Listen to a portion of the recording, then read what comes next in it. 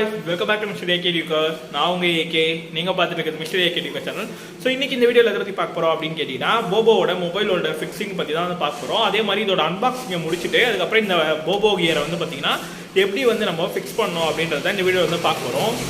இந்த மாடல் வந்து பார்த்தீங்கன்னா BM1 அப்படின்ற மாடல் தான் இது. இது வந்து பார்த்தீங்கன்னா சார்ஜரோட வந்து வரும். ஸோ வந்து நீங்கள் உங்களோட மொபைலுமே வந்து சார்ஜ் பண்ணிக்கலாம். ஸோ இப்போ வந்து இதோட அன்பாக்சிங்கை பார்க்கறதுக்கு முன்னாடி இந்த வீடியோக்குள்ளே போகிறதுக்கு முன்னாடி வியூவர்ஸ் ஆனால் புதுசாக நம்ம சேனலில் இது வரைக்கும் சப்ஸ்கிரைப் பண்ணாமல் பார்த்துட்டு இருக்கீங்க அப்படின்னா மறக்காமல் சப்ஸ்கிரைப் பண்ணிட்டு பாருங்கள். ஸோ வாங்க வீடியோக்குள்ளே போயிடலாம். ஃபஸ்ட்டு இதை வந்து ஓப்பன் பண்ணுவோம். ரொம்ப நாள் கழிச்சு வந்து பார்த்தீங்கன்னா ஒரு இதுக்குள்ளே வந்து பார்த்தீங்கன்னா குட்டி பாக்ஸ் வந்து கொடுத்துருக்காங்க. இப்போ இது ஓப்பன் பண்ணோம் அப்படின்னா மொபைல் ஹோல்டர் வித் ஒயரோட கொடுத்துருக்காங்க. அதுக்கப்புறம் வந்து பார்த்தீங்கன்னா இது வந்து அந்த ஆன் ஆஃப் சுவிட்ச் இது. அதுக்கப்புறம் இது அட்ஜஸ்ட்மெண்ட்டுக்கான அந்த இது. ஸோ இது வந்து பார்த்திங்கன்னா நம்மளுக்கு வந்து யூஎஸ்பி சார்ஜரு, அதே மாதிரி வந்து குவிக் சார்ஜிங் சப்போர்ட்டுமே இதில் வந்து பார்த்திங்கன்னா இருக்குது. குவிக் சார்ஜ் வந்து 3.0 வந்து கொடுத்துருக்காங்க. அதுக்கப்புறம் இங்கே வந்து பார்த்திங்கன்னா சார்ஜிங் போர்ட்டு. ஸோ தண்ணி உள்ளே போகாமல் இருக்கிறதுக்காக இந்த கேப் வந்து பார்த்திங்கன்னா வெளியே வந்து கொடுத்துருக்காங்க. இது வந்து பார்த்திங்கன்னா இதுக்கான அந்த ஃபிக்ஸிங் கிளாம்ப் அதெல்லாம் வந்து கொடுத்துருக்காங்க. பார்த்தீங்கன்னா ஸ்கூட்டரில் வந்து நீங்கள் போடுறீங்க அப்படின்னா இது வந்து உங்களுக்கு வந்து கொஞ்சம் யூஸ்ஃபுல்லாக இருக்கும். அதுக்காக தான் இந்த இது வந்து பார்த்தீங்கன்னா கொடுத்துருக்காங்க. நம்ம வந்து பைக்கில் தான் ஃபிக்ஸ் பண்ண போகிறோம். ஸோ அதனால் இது நமக்கு தேவைப்படாது. அதுக்கப்புறம் வந்து இந்த டை வந்து பார்த்திங்கன்னா கொடுத்துருக்காங்க. ஒயர் வந்து நம்ம கரெக்டாக வந்து ஃபிக்ஸ் பண்ணுறதுக்காக வந்து இது வந்து கொடுத்துருக்காங்க. அதுக்கப்புறம் போபோவோட இன்ஸ்ட்ரக்ஷனு அதோட புக் வந்து கொடுத்துருக்காங்க. அவ்வளோதான். அதுக்கப்புறம் எக்ஸ்ட்ரா ஒரு ஃபியூஸ் வந்து கொடுத்துருக்காங்க. பார்த்தீங்கன்னா ஒரு ஃபியூஸ் வந்து கொடுத்துருப்பாங்க. ஸோ அது போயிடுச்சு அப்படின்னா இன்னொரு ஃபியூஸ் வந்து அடிஷ்னலாக கொடுத்துருக்காங்க. அவ்வளோதான், வேறு எதுவும் இல்லை. இவ்வளோ தான் வந்து பாக்ஸில் இருக்க கண்டென்ட்டு. இப்போ நம்ம இதை வந்து எப்படி வந்து ஃபிக்ஸ் பண்ணலாம் அப்படின்றத வந்து பார்க்க இந்த டேப் வந்து ஒட்டிக்கணும். எதுக்காக இந்த டேப் அப்படின்னா வைப்ரேஷன் வந்து கம்மி பண்ணுறதுக்காகவும் அதுக்கப்புறம் இந்த ஸ்க்ராச்சஸ்லாம் இதில் ஆகாது. ஸோ அதுக்காக வந்து பார்த்தீங்கன்னா எங்கே நீங்கள் கரெக்டாக வந்து உங்களுக்கு தேவையோ கரெக்டாக அந்த இடத்துல பார்த்து வந்து ஒட்டுங்க. இதை எனக்கு வந்து இந்த இடத்துல ஒட்டினா கரெக்டாக இருக்கும்னு சொல்லி நான் நினைக்கிறேன். அதனால் இதை வந்து பார்த்திங்கன்னா இங்கே நான் ஒட்டிடுறேன். ஸோ அவங்க அலாங்கி வந்து அவங்களே வந்து ப்ரொவைட் பண்ணியிருக்காங்க. ஸோ இதுக்கு ஒன்றும் பிரச்சனை இல்லை. இதை வந்து பார்த்திங்கன்னா அப்படியே இப்படி லூஸ் பண்ணி எடுத்துடணும்.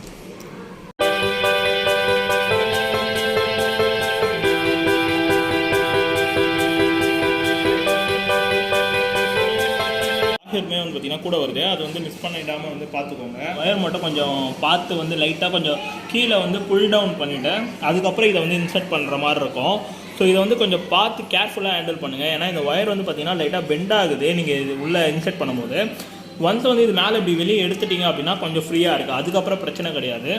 பட் ஸ்டார்டிங் ஸ்டேஜில் வந்து பார்த்தீங்கன்னா கொஞ்சம் பெண்டாச்சு. ஸோ அது மட்டும் என்னன்றது நீங்கள் பார்த்துக்கோங்க. அவ்வளோதான். இப்போ இதை ஃபிக்ஸ் பண்ணிவிட்டு இப்போ வந்து இந்த மாதிரி வந்து டைட் பண்ணிக்கோங்க. அலாங்கி வச்சு அவங்க கொடுத்த அலாங்கி வச்சு இந்த மாதிரி டைட் பண்ணிவிட்டு அதுக்கப்புறம் இருக்கா அப்படின்ட்டு அவ்வளோதான்.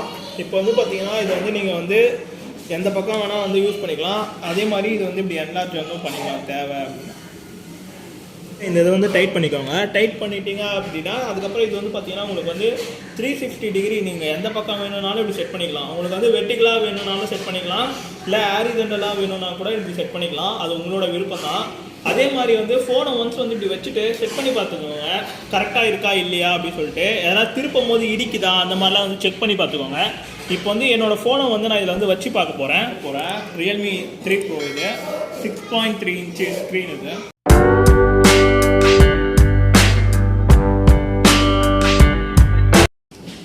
பரவாயில்ல, நல்லாவே வந்து பார்த்தீங்கன்னா என்லார்ஜ் ஆகுது. ஓகே, கரெக்டாக இருக்குது. அவ்வளோதான், ஃபுல் டைட் வந்து பண்ணியாச்சு. கீழேயுமே வந்து டைட்டாக இருக்கா அப்படின்றத ஒன்ஸ் வந்து கன்ஃபார்ம் பண்ணிக்கோங்க.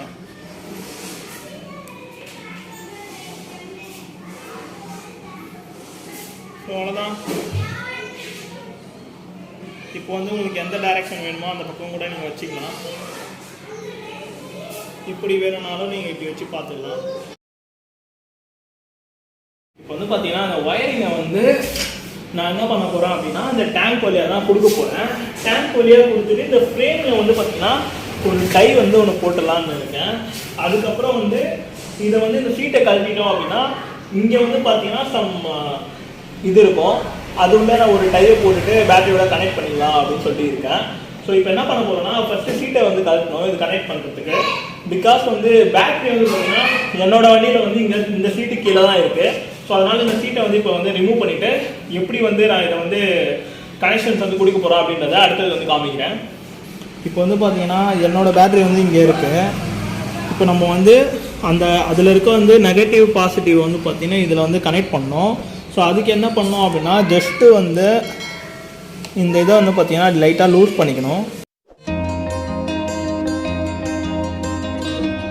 வந்து கரெக்டாக எந்தெந்த தேவையோ கரெக்டாக இப்படி எடுத்துகிட்டு வந்துடணும்.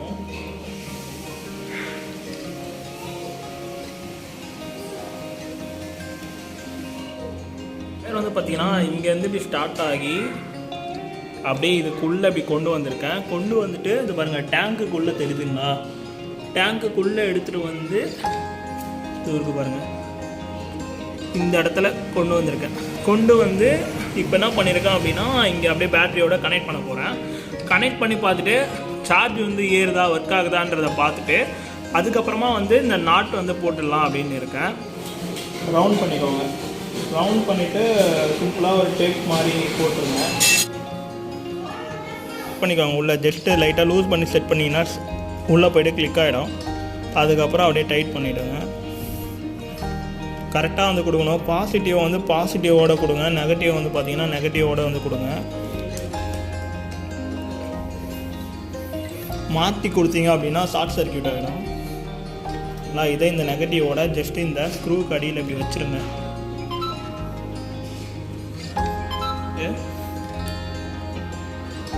ஏன்னா நான் ஸ்விட்ச் வந்து ஆஃப் பண்ணிட்டேன். ஸ்விட்சின் வந்து கீழே வந்து ஆன் பண்ணிங்க அப்படின்னா தெரியுதுங்களா சார்ஜ் ஏறுது. ஸோ வந்து அந்த ஸ்விட்சை வந்து நீங்கள் எப்பயுமே வந்து ஆஃப் பண்ணிக்கோங்க. அந்த ஸ்விட்ச் தான் வந்து பார்த்திங்கன்னா நம்ம பேட்டரியிலேருந்து இதுக்கு வர பவரை வந்து கட் ஆஃப் பண்ணும். ஸோ வந்து நீங்கள் அது எப்பயுமே வந்து ஆஃபில் வச்சுக்கோங்க. எப்போ சார்ஜ் போடுறீங்களோ அந்த டைமில் மட்டும் ஆன் வச்சுக்கோங்க. இப்போ வந்து நான் ஆஃப் பண்ணிட்டேன். ஸோ வந்து பார்த்திங்கன்னா இங்கே தெரியும் உங்களுக்கு சார்ஜ் வந்து ஏறி இருக்காது. ஸோ அந்த சுவிட்சை மட்டும் எப்பயுமே வந்து ஆஃப்லேயே வச்சுக்கோங்க. அது மட்டும் ஆன் பண்ணியே வச்சுருக்கீங்க அப்படின்னா ரன்னிங்கில் வச்சுருந்தீங்கன்னா பிரச்சனை கிடையாது. சும்மா நிற்கும் போது வந்து பார்த்திங்கன்னா அந்த மாதிரி பண்ணிட்டீங்க அப்படின்னா பேட்டரி வந்து பார்த்திங்கன்னா ட்ரைன் ஆகிடும். ஸோ இவ்வளோ தான் சிம்பிளான மெத்தடு. மொத்தமாக வந்து ஃபிக்ஸ் பண்ணியாச்சு பர்ஃபெக்டாக. சும்மா அப்படியே ரூட் மேப் போட்டு நல்லா ஸ்டேபிளாக இருக்கா இல்லையா அப்படின்ட்டு ஒரு செக்கிங் பண்ணிகிட்ருக்கேன்.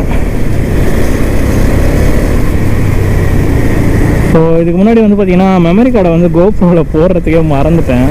இப்போ தான் வந்து கோப்ரோவில் போட்டேன். 2-3 பழத்தில் கூட இறக்கி பார்த்தேன், நல்லா தான் இருந்தது. இப்போ பார்த்திங்கன்னா 60 போகிறேன், நல்லா நிற்கிது, ஸ்டேபிளாக தான் நிற்கிது.